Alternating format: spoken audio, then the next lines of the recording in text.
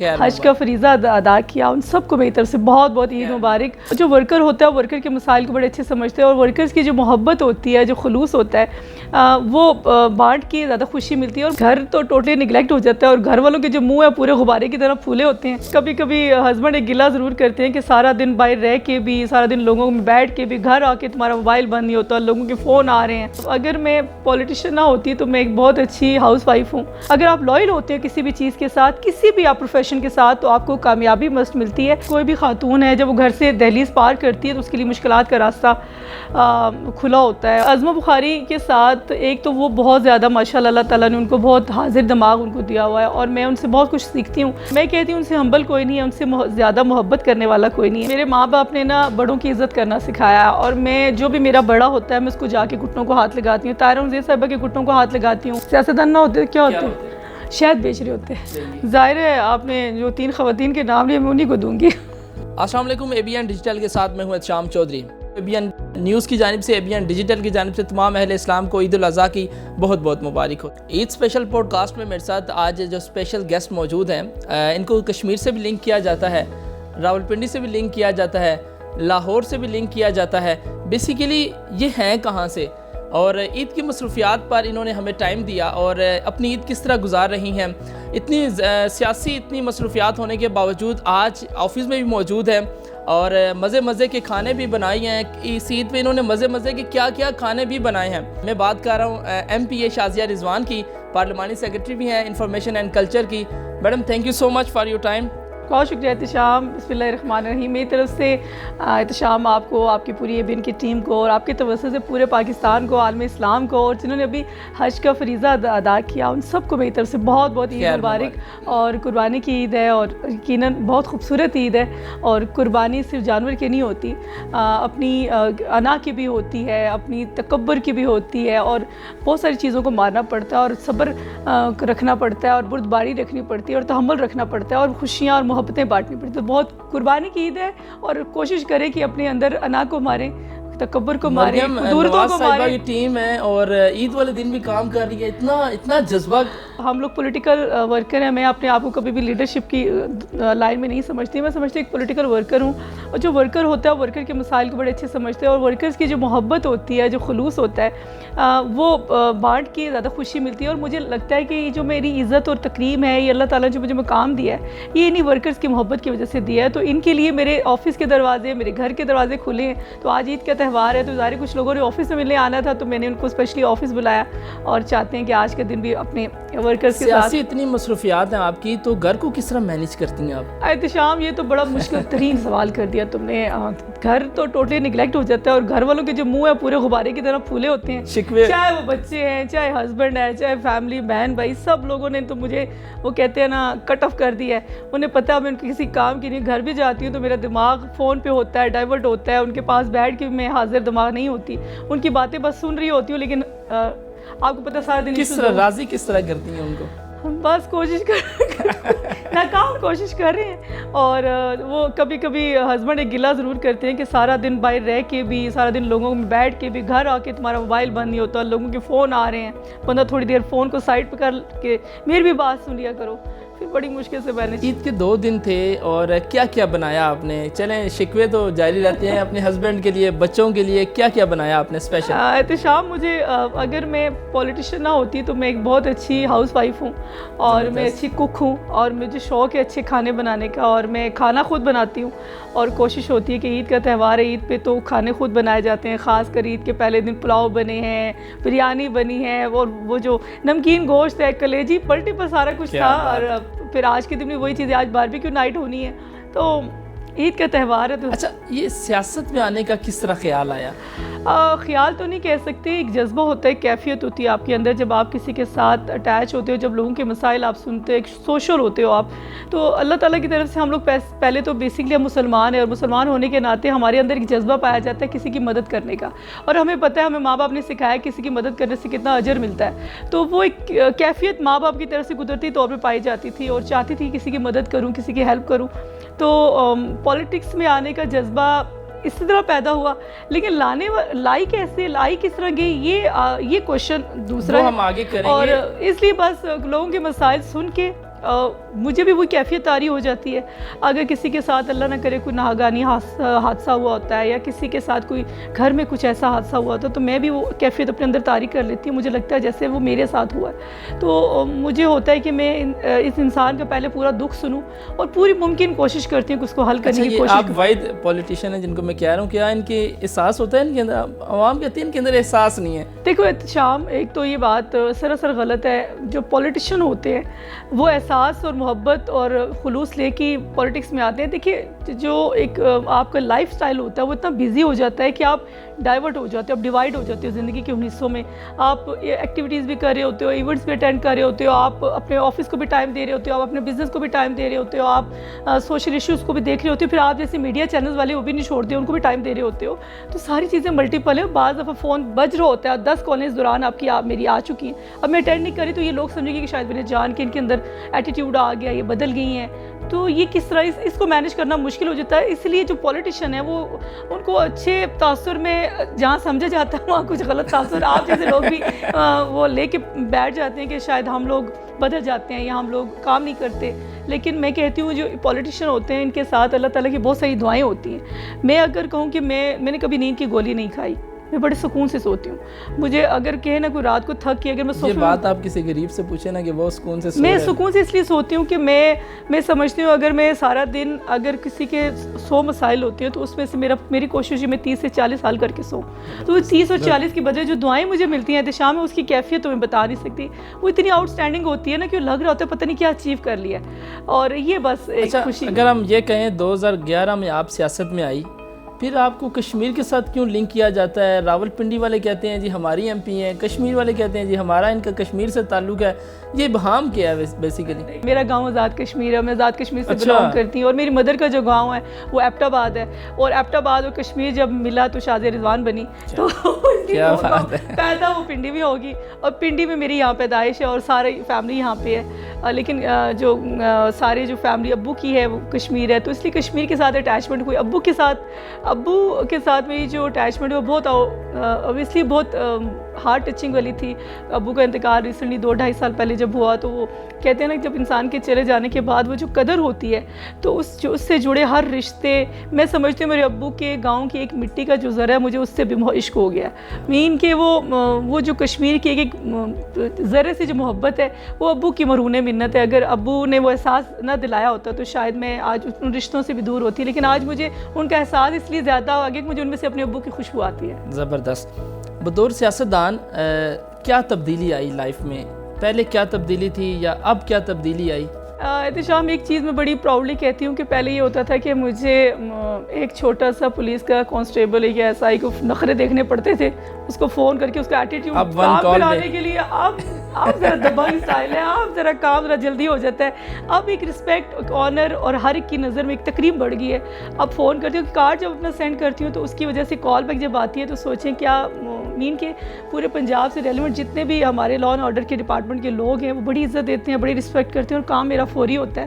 اب میں لوگوں کے مسائل بڑے اچھے سے حل کر سکتی ہوں. یہ مجھے یہ احساس کہتی ہوں کہ یہ احساس رہنا چاہیے کہ میں لوگوں کے مسائل اس طرح حل کرتی ہوں. مجھے آپ کا وہ ٹائم بھی یاد ہے جب ہائی کورٹ کے باہر پولیس کی بھاری نفری, ہاتھ میں ڈنڈے, اور آپ لوگوں کو کے لیے, اور اب بڑا پروٹوکول. احتشام, مجھے تو وہ ٹائم بھی یاد ہے جب میں اپنی سی ایم مریم نواز شریف صاحبہ کے نعرے لگاتی تھی تو مجھے ہتھکڑیاں ڈال کے پولیس پکڑ کے لے جاتی تھی, اور میں دیکھتی رہتی تھی کہ یہ پکڑتے کیسے ہیں, پولیس والے ایسے پکڑتے. مجھے نہیں اندازہ ہوتا تھا کہ ایک پولیٹیکل ورکر کے ساتھ یہ چیزیں بھی ہوتی ہیں, اور میں بلکہ اس ٹائم بھی ہنس رہی تھی کہ مجھے کس حصہ میں پکڑا گیا, یہ نعرے لگانا میں نے کوئی گناہ کیا ہے. تو محبت اور ایفیلیشن جو آپ کی لائلٹی ہوتی ہے اپنی کسی بھی پارٹی کے ساتھ, آپ کی اٹیچمنٹ ہوتی ہے, اگر آپ لائل ہوتے ہیں کسی بھی چیز کے ساتھ, کسی بھی آپ پروفیشن کے ساتھ, تو آپ کو کامیابی مست ملتی ہے. یہ جو عزت مل رہی ہے آج, پروٹوکول مل رہا ہے آج, یہ آپ جس طرح کہہ رہے ہیں کہ آپ کی لائف ٹوٹلی چینج ہو گئی ہے, یہ وہی لائلٹی تھی جس سے مجھے آج یہ سب ثمر مجھے اللہ نے دیا ہے. مشکلات کتنی پیش آئی ہیں آپ کو؟ مشکلات دیکھیں, کوئی بھی خاتون ہے جب وہ گھر سے دہلیز پار کرتی ہے تو اس کے لیے مشکلات کا راستہ کھلا ہوتا ہے، اور میرے لیے مشکلات تھیں. جب میں گھر سے باہر نکلتی تو مجھے لگتا تھا کہ جو نظریں تھیں وہ نیگیٹو تھی کہ مردوں کے معاشرے میں ایک مردوں کی سیاست کاری تھی، اور مشکل وقت تھا پارٹی پہ، اور سب یہ کہتے تھے کہ کچھ حاصل نہیں ہوگا، فضول میں اپنا ٹائم ضائع کر رہی ہے، پیسہ برباد کر رہی ہے، بچوں کو نگلیکٹ کر رہی. ٹونٹ سننے پڑتے تھے، چاہے وہ ان لاز ہوں، چاہے کوئی جاننے والے ہوں، چاہے دوست احباب ہوں. لیکن آپ کو جب آپ کی اپنی جو فیملی ہوتی ہے گھر سے جو سپورٹ کرتی ہے، تو پھر آپ کو جو کہتے اپرچونٹی مل جاتی ہے، آپ کو وے مل جاتا ہے. تو مجھے پھر گھر کی طرف سے سپورٹ، ہسبینڈ سپورٹ ملی، تو پھر وے ملتا گیا، پھر راستے بنتے گئے. اور شازیہ رضوان بچپن میں کیسی تھی؟ شرارتی تھی؟ کس طرح تھی؟ نہیں، شازیہ رضوان بڑی بیٹی ہوں میں گھر کی، اور مجھ سے بڑے ایک بھائی ہیں، اور مجھے لگتا ہے میں گھر کی بچوں کی ماں تھی. ایک تو والدہ ہوتی ہے مجھے لگتا تھا میں گھر کی امی کے بعد میں ماں کا درجہ رکھتی ہوں، کیونکہ وہ ایک ذمہ داری والا عنصر رہا. اپنے چھوٹے بہن بھائیوں کو اسکول کے ٹائم میں ان کو ذمہ داری کے ساتھ اسکول لے کے جانا. اگر ایک تو چند منٹ لیٹ بھی ہو جاتے تو ان کو بہت مجھ سے مار بھی پڑتی تھی، ڈانٹ بھی پڑتی تھی. پھر ان کو واپس آ کے ان کے کپڑے خود چینج کروانا، مجھے ایک ذمہ داری والا عنصر رہا ہے. اور وہی تھا کہ آج بھی ایک پریکٹیکل لائف میں جب میں اپنی فیملی بھی کو لے کے چلتی ہوں تو میں اپنے بہن بھائیوں کو بھی ساتھ لے کے چلتی ہوں. مجھے لگتا ہے کہ جس طرح اللہ تعالیٰ نے مجھے 2 بیٹیاں دی ہیں، اس طرح میری جو 2 بہنیں ہیں وہ بھی میری بیٹیاں ہیں. وہی مجھے ایک ذمہ داری والا احساس، وہی محبت، وہ فیملی کے ساتھ اٹیچمنٹ، ایک ماں والی وہی کیفیت ہے. عظمہ بخاری صاحبہ کے ساتھ بہت آپ کا اٹریکشن زیادہ ہے، یہ سیاسی ہم آہنگی ہے یا دوستی ہے؟ دیکھیے، عظمہ بخاری کے ساتھ ایک تو وہ بہت زیادہ ماشاءاللہ اللہ تعالیٰ نے ان کو بہت حاضر دماغ ان کو دیا ہوا ہے، اور میں ان سے بہت کچھ سیکھتی ہوں. اور ان کے ساتھ ایک دوستی تو نہیں کہہ سکتے، ایک بہنوں والا رشتہ ہے. بہنوں والا رشتہ ایسے ہے کہ ظاہر ہے وہ اللہ تعالیٰ کی طرف سے. جب میں پنجاب اسمبلی کی طرف رخ کیا تو ان کے ساتھ بیٹھنے کا اتفاق ہوا، ان کے ساتھ گفت و شنید کرنے کا اتفاق ہوا. پولیٹیکل طور پہ تو میں ان کو جانتی تھی، لیکن ان کو پرسنلی طور پہ میں نے کتنا آبزرو نہیں کیا تھا. لیکن جب ان کو پرسنلی جانا تو وہ ٹوٹلی اپنی جو لائف جو دکھ رہی ہوتی ہے اس سے بالکل اپوزٹ تھی. وہ اتنی ہمبل، اتنی محبت کرنے والی، اتنی احساس کرنے والی. ایگزیکٹلی کہتے ہیں بڑی سخت. میں کہتی ہوں ان سے ہمبل کوئی نہیں ہے، ان سے زیادہ محبت کرنے والا کوئی نہیں ہے.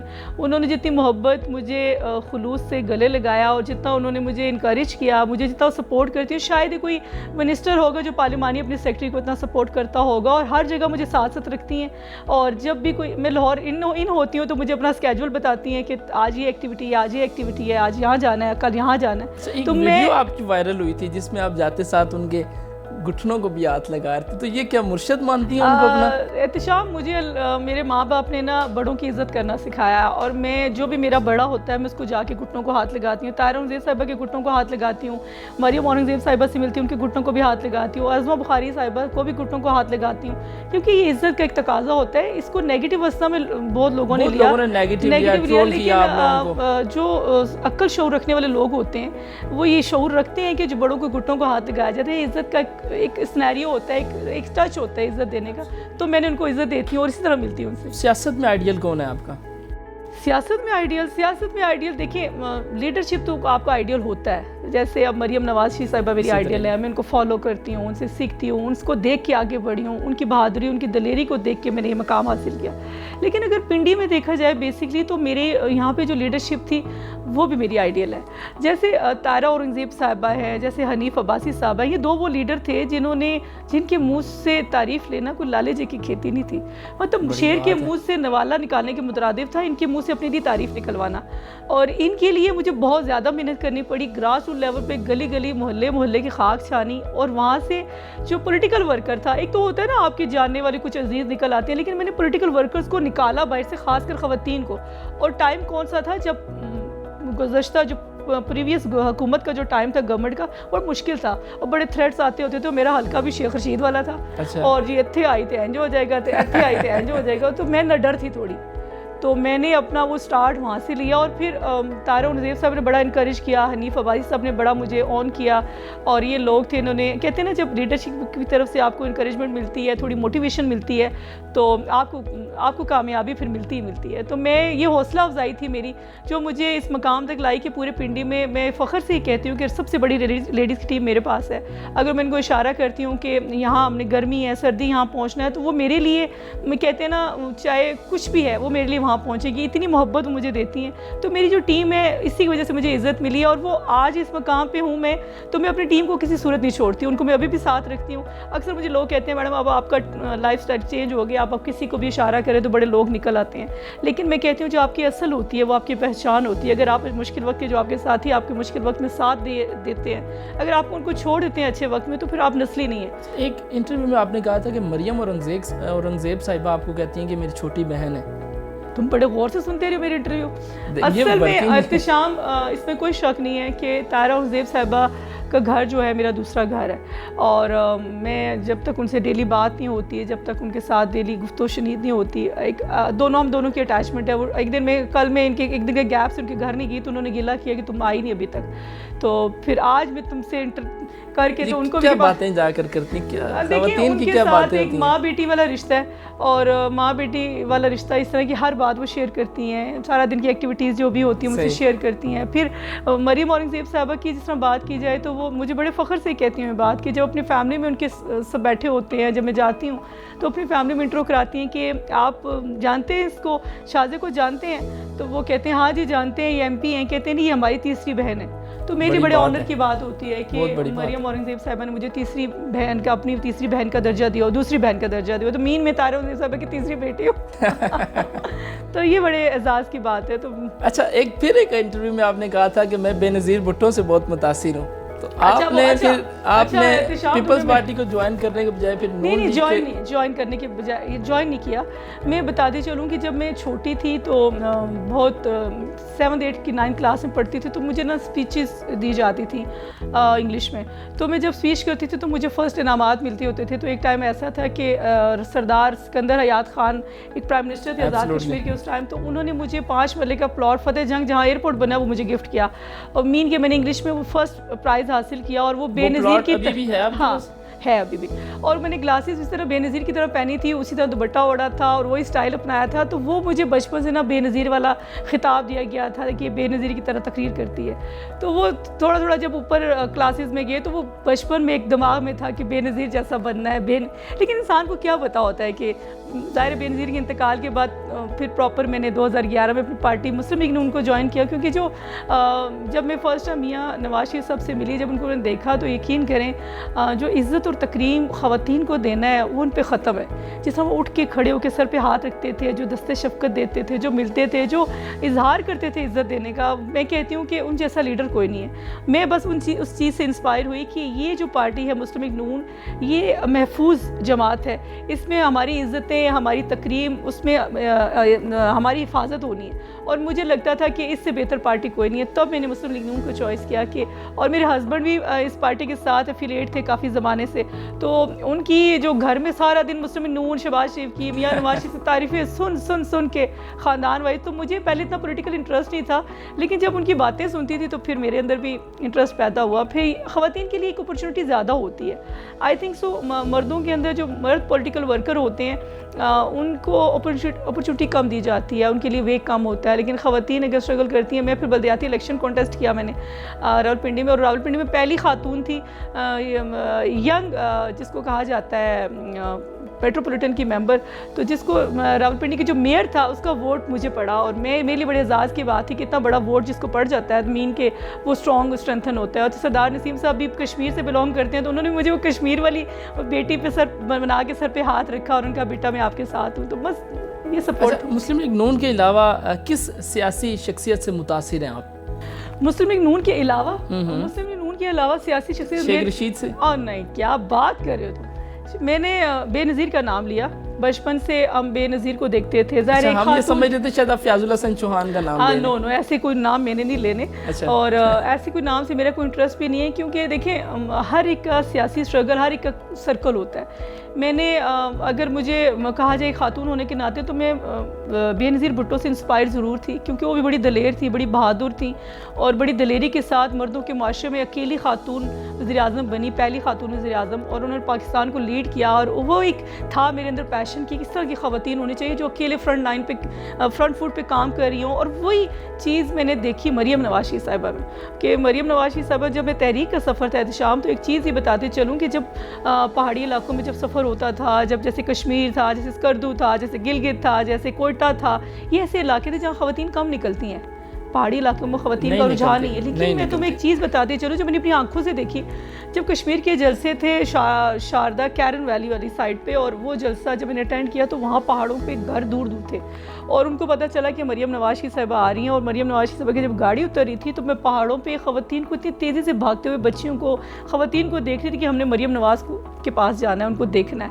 تو ایک تقاضا تھا خواتین کو دیکھ کے, جب کوئی خاتون امپاور ہوتی ہے, جب کوئی خاتون اسٹرگل کرتی ہے, جب ہمت اور دلیری کرتی ہے, جب مردوں کے معاشرے میں آنکھیں دکھا کے ڈٹ جاتی ہے, تو اس کو دیکھ کے بہت ساری خواتین امپاور ہوتی ہیں اور ان کے اندر بھی وہی دلیری آتی ہے. تو میرے اندر بھی وہی دلیری آئی, میں نے بھی وہی مقابلہ سیکھا.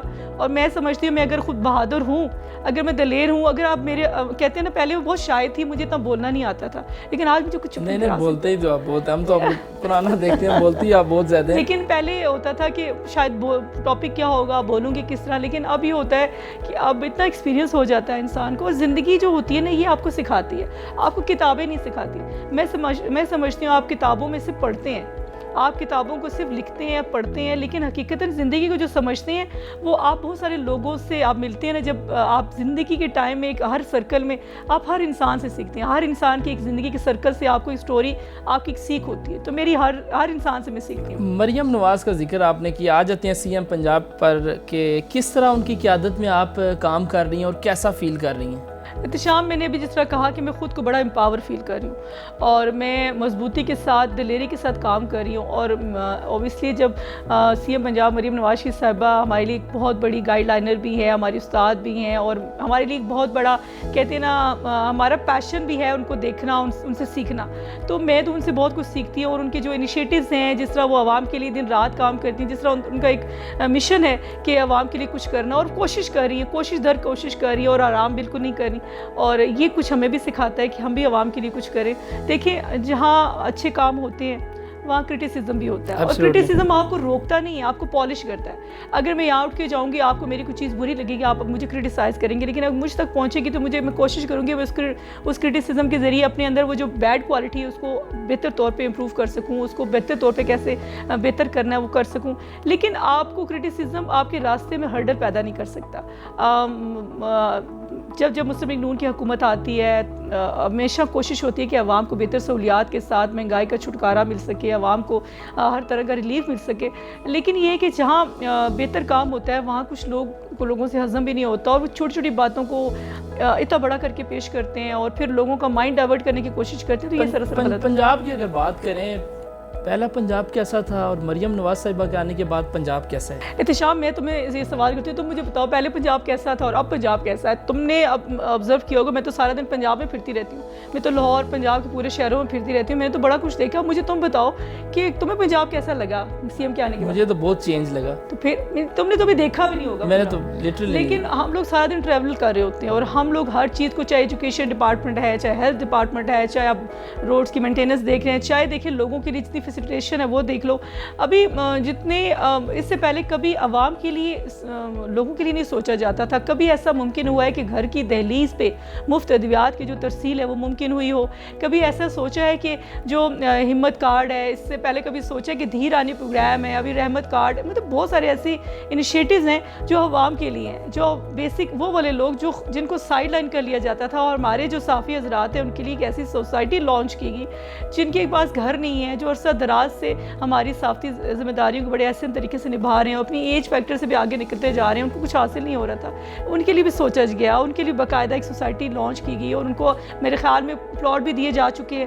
یہ بہت بڑا انیشیٹو ہے. اب فنکاروں کے لیے بھی وہی چیزیں لے کے آ رہے ہیں کہ جو فنکار ہمارے راولپنڈی کے حوالے سے, جب راولپنڈی آرٹس کونسل کو دیکھ لوں, اگر پورے پنجاب کے جتنے آرٹس کونسل کو دیکھ لوں, تھیٹرز کو دیکھ لوں, جتنے بھی کلچر ڈپارٹمنٹ سے ریلیونٹ جو بھی ہمارے آرٹسٹ ہیں, ایکٹرز ہیں, وہ سارے جو فنکار ہیں, کلچر اور ثقافت پہ کام ہو رہا ہے. بالکل. اور جس طرح ابھی فلم سٹی لانچ کی ہم لوگوں نے, بہت بڑے انیشیٹیوز ہیں, ان کو نگلیکٹ نہیں کیا جا سکتا.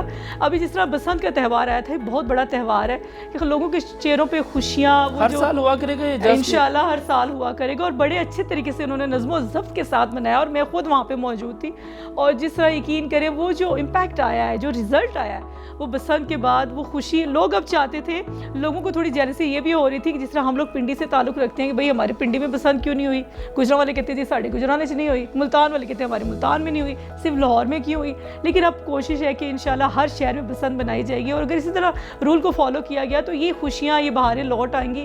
اور بسنت کا تہوار کا ذکر اس لیے کر رہی تھی کہ جو فنکار حضرات ہیں, جیسے ڈھولچی ہو جاتا ہے, جیسے چھوٹے موٹے فنکار ہو جاتے ہیں, وہ ٹوٹی گھر بیٹھ گئے تھے, لیکن ان کی وجہ سے روزگار کھلتے ہیں. فنکار جو ایسا طبقہ ہے, بڑا حساس طبقہ ہے, اور ان کو نگلیکٹ نہیں کیا جا سکتا. ہم ٹی وی جب اوپن کرتے ہیں تو فنکاروں کو دیکھتے ہیں, خوشی کا احساس ہوتا ہے, ڈرامے دیکھتے ہیں, تھیٹر دیکھتے ہیں, فنی ایونٹس پروگرام دیکھتے ہیں. تو ہم لوگ جب ان کو دیکھ رہے لطف اندوز ہو رہے ہوتے ہیں تو ان کے لیے کچھ کرنا بھی. پنجاب میں تھیٹر میں گانے وغیرہ پہ آپ نے بین کیا تھا, کیا وجہ تھی؟ نصیب لال کے گانے آپ کو پسند نہیں آئے؟ احتشام, میں نے جب کلچر کا ڈپارٹمنٹ سنبھالا تو میں نے ایک چیز یہاں پہ نوٹس کی, کیونکہ میں نے کبھی تھیٹر میں بائی فیس اتنی ولگیرٹی نہیں دیکھی تھی. میں نے کبھی سنا تھا, لیکن مجھے اتنا, جب وہ دیکھتے تھے وہ کلپ تو بڑا برا لگتا تھا, بڑی نیگیٹیوٹی آتی تھی کہ ہم اپنے بچوں کو, اپنے بہن بھائیوں کے سامنے کچھ ایسا ہو گیا, کچھ اس طرح کی غلط ورڈنگ کچھ سن لیں تو فیملی کے ساتھ آپ نہیں دیکھ سکتے. تو بڑا عجیب سا لگتا تھا. جب ہم لوگ اپنی فیملی کے ساتھ نہیں دیکھ سکتے, اپنے بچوں کے ساتھ نہیں چاہتے ان پہ یہ امپیکٹ پڑے, تو پھر سوچیں یہ عوام بھی ہماری فیملی ہے, یہ لوگ بھی ہماری فیملی ہے, یہ جو یوتھ ہے یہ اس طرح غلط کس ڈگر پہ چل رہی تھی.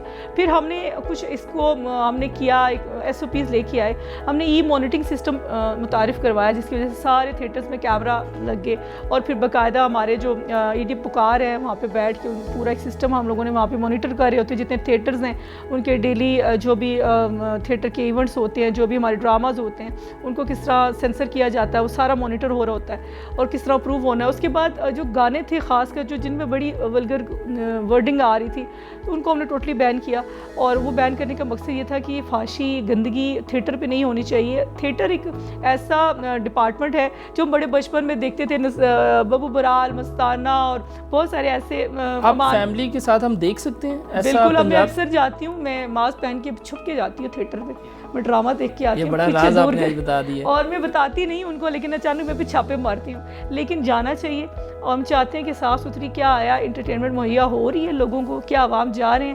لیکن تھیٹر کی طرف رجحان اب لوگوں کا اس حوالے سے بھی کم ہوا ہے کہ لوگ چاہتے ہیں کہ صاف ستھرا تھیٹر ملے. اب ہم چاہتے ہیں صاف ستھرا تھیٹر جو ہے وہ مہیا کرے عوام کو. انٹرٹینمنٹ جو حقیقی چہروں پہ مسکان آتی ہے, چہروں پہ جو اسمائل آتی ہے, تھیٹر جو ایک اچھی طنز و مزاح کے ساتھ جو ایک اچھا انٹرٹینمنٹ لوگوں کو مہیا, وہ ہم فراہم کرنا چاہتے ہیں. یہ اس چیز سے تھوڑا.